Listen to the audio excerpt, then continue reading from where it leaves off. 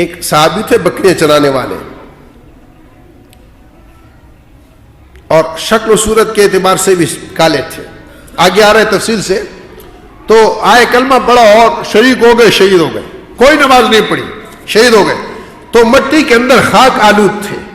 مٹی کے اندر آدمی جب گرتا ہے, میدان میں تو مٹی ہے, گرد ہے, خاک آلود تھے. حضور صلی اللہ علیہ وسلم کو اطلاع ملی, آپ پہنچے. آپ جب پہنچے تو آپ نے چاہا کہ اس کا سر اپنی گود میں لئے. حضور صلی اللہ علیہ وسلم کا معمول تھا. قائد کون ہوتا ہے؟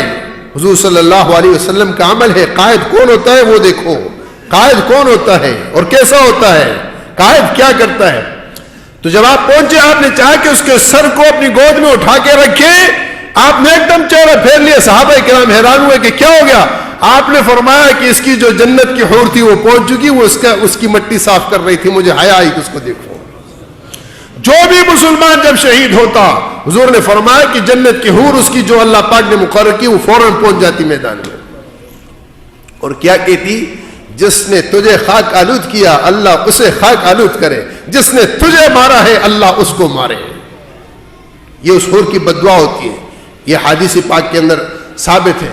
میرے محترم دوستو, حضور صلی اللہ علیہ وسلم کی یہ مبارک پاکیزہ زندگی پوری دھرتی اور کائنات کے ہر فرد, ہر شے, ہر انسان, ہر چرند, ہر پرند, ہر ذی روح کے لیے, بلکہ غیر روح کے لیے بھی, اس دھرتی کے ذرے ذرے کے لیے, پانی کے قطرے قطرے کے لیے رحمت ہے. اللہ جل شانہ ہم سب کو اس رحمت سے فیض اٹھانے والا بنائے, مستفید ہونے والا بنائے.